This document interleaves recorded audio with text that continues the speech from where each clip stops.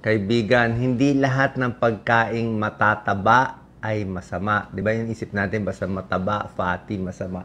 Merong mga pagkain na maraming good fats. So may good fats at bad fats. Tuturo natin yung mga good fats ngayon. Yan. Itong mga pagkain to, very fatty yan ha. Pero healthy naman para sa'yo. Yung sinasabi natin bad fats, alam nyo na to, yung mga pork chop, yung taba, sinigang na baboy o sa steak, yung mga taba, mamantika, yun ang medyo bad fats, di ba? Pero merong good fats eh. Ayon sa American Heart Association, dapat 10% lang ang saturated fat. Pero merong mga pagkain, may saturated fat na pwede naman. Tignan natin ha. 8 to. Number 1, mani. Ang mani, maraming taba. Okay? Marami siyang healthy fats. Bukod dito, marami siyang fiber, marami siyang magnesium, marami siyang protein, tsaka vitamin E. Yan. So, basta wag lang masyado maalat at wag lang maraming mantika, itong mga mani, very healthy po. Mga isang dakot sa isang araw, mga 1 ounce. Ganyan. So, itong healthy fats na protein, vitamins, and minerals, actually, okay lang naman yung nilagang mani. Wag lang masyado maalat. Nakakatulong sa sakit sa puso, sa diabetes. Meron nga malaking pag-aaral to, 373,000 people. Yung mahilig kumain ng mani, mas maganda ang timbang at mas hindi nagkakasakit sa puso. Healthy fats kasi. Parang ano siya eh, gulay, di ba? Parang parang lahat nakasiksik yung vitamina dito eh. Sobra nakasiksik yung vitamins and minerals dyan sa mga mani. Yan, maraming benefits ang fat. Number 2 na very fatty food, avocado. Alam nyo, ang avocado, 80% fat siya. Ganyan siya karaming fat to. So, mas mataas pa nga yung fat niya sa mga karne, di ba? Bukod dito sa healthy fats, marami siyang potassium, 15%. Marami siyang antioxidant. Pero yung mahilig kumain ng avocado, hindi tumataas ang cholesterol, bumababa pa. Ayan, 100 grams of avocado, 14 grams of fat siya, and 160 calories. Medyo nakakataba lang. Pero ang fats niya ito, monounsaturated fat, oleic acid, anti-cancer, antioxidant. Maganda sa mata, may lutein, maraming potassium, at pampaganda ng balat. Ayan, avocado. Fats niya, ang taas, 14 grams. Pero good fat siya. Healthy dose of monounsaturated fat. Pampababa ng cholesterol. Ayan, mataas pa sa fiber. Ito, moisturizer sa balat. Yung mga gusto gumanda ang skin, di ba? Kailangan natin ng mga fatty acids yan eh. Maganda ang avocado. Pampaganda rin yan. Huwag lang lagyan ng maraming condensed milk at asukal. Number 3, Pinoy na Pinoy, kesong puti.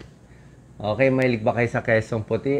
May normal kesong puti, white cheese.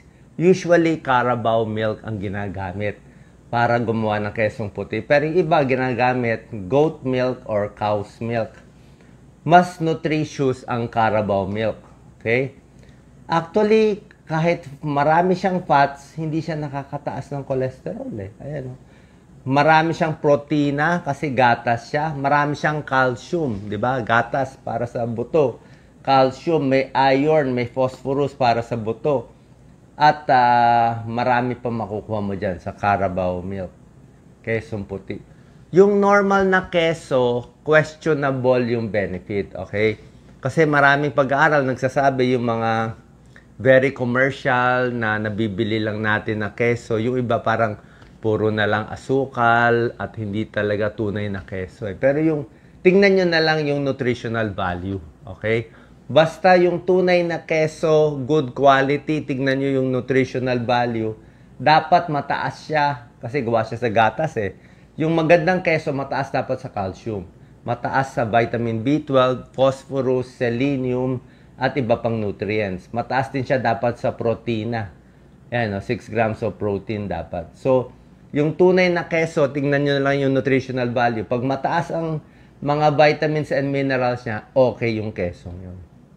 Pero yung commercially available na mumurahin na ano lang, ingat po tayo. Baka kasi hindi rin ganun ka-healthy.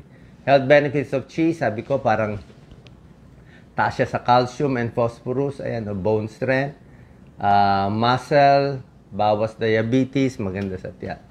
Number 4 na mataba, na high-fat food, egg yolk, tsaka egg. Okay, ang itlog very healthy, 'di ba? Sinasabi ko sa inyo. Pero syempre, yung pula ng itlog pinag-iingat natin. Ang recommended naman kung meron kang sakit sa puso, siguro at most 1 egg in a day. Yun lang. Sa isang linggo, baka araw-araw isa o sa isang linggo, 5 itlog lang sa isang linggo. Huwag naman araw-araw 2 ng 2. Kung gusto niyo maraming itlog, 2 itlog in a day, pwede egg white lang. Huwag masyado yung egg yolk. Pero actually, yung egg yolk, pabago-bago yung pag-aaral. Lately, pati yung cholesterol ng egg yolk, baka hindi naman ganun kasama eh. Pero hinay-hinay pa rin tayo. Ang maganda sa itlog, mataas siya sa choline. Ito, bihira ang pagkain na may choline. Ayan, 90% ng tao kulang sa choline. Ang isang itlog may 27% ng choline. Napakaganda. Pampapayat pa siya. Mataas sa protina, parang complete food siya eh. Vitamin D, dog. Ito, vitamin D. Bihira may vitamin D. Bihira ang may choline na pagkain. Itong itlog, meron yan. Kaya ang choline, maganda yan sa nerves, sa utak natin. Tingnan nyo yung benefits ng egg. Ang tataas ng mga component niya. Vitamin A, 17%. Ang taas niya dito, tingnan nyo, molybdenum, 37%, phosphorus, 15%, selenium, 55%, choline niya, ang taas, 53%. May omega-3 pa siya. Tapos meron pa siyang vitamin B12, B9, B7, B6. Marami siya talaga. Siksik sa protina at vitamina ito. Kaya kung talagang mahirap lang, itlog na lang. Kung takot tayo sa sakit sa puso, yung egg yolk, medyo 1 a day or a little less. Number 5 na matabang pagkain na healthy, taba ng isda, taba ng bangus, pwede po yan. Omega-3 fatty acids yan eh, di ba? Omega-3, maganda sa puso, maganda sa tibok ng puso, maganda sa utak, less heart disease. Maganda rin sa cholesterol and triglyceride. Pwede kumain ng 2 to 3 servings of fish, okay? Tuna, salmon, mackerel, bangus, okay lang yan. Tamban, fatty fish. Kung walang mabiling isda, actually pwede na rin yung dilata. Okay? Doon lang sa area na wala na mabili na isda. So, merong mga salmon, mahal to, pero very healthy siya. Mataas yung fat siya, 5.4 grams. Pero omega-3 fat siya. Magandang fat siya.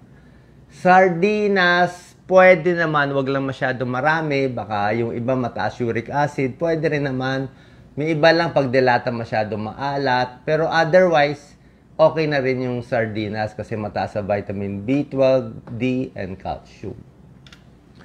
Tuna, tuna in oil, pwede na rin. Mataas din yung fat content niya, 1.4 grams omega-3 fatty acids, protein, and vitamin B. Wag lang araw-arawin. Mga 3 times in a week, pwede na. Number 6 out of 8 na fatty foods, dark chocolate. Okay, ito mataba talaga to. 65% ng calories niya galing sa taba. Okay, pero yung fats niya, good fats naman siya. May antioxidant, resveratrol. Sabi nga, pampabata itong resveratrol. Tapos pipiliin natin dark chocolate.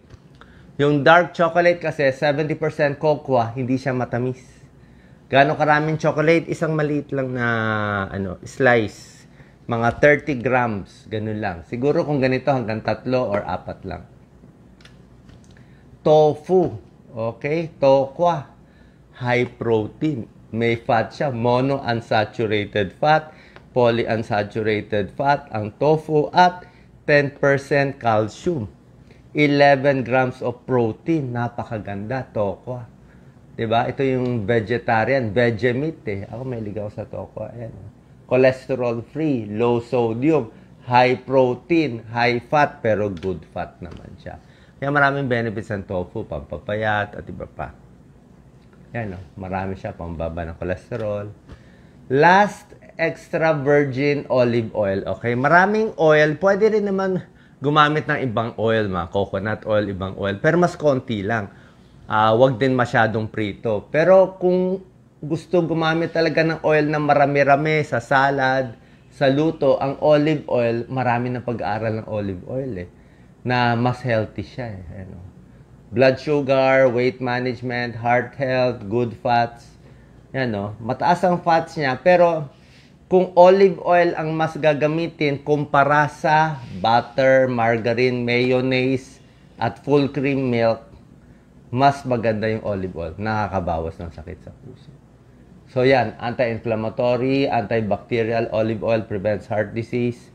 Maganda rin sa blood pressure. So itong mga healthy fats na tinuturo ko, nakakabusog, maganda sa blood sugar, maganda sa cholesterol, maganda sa ating katawan. So hindi lahat ng taba masama.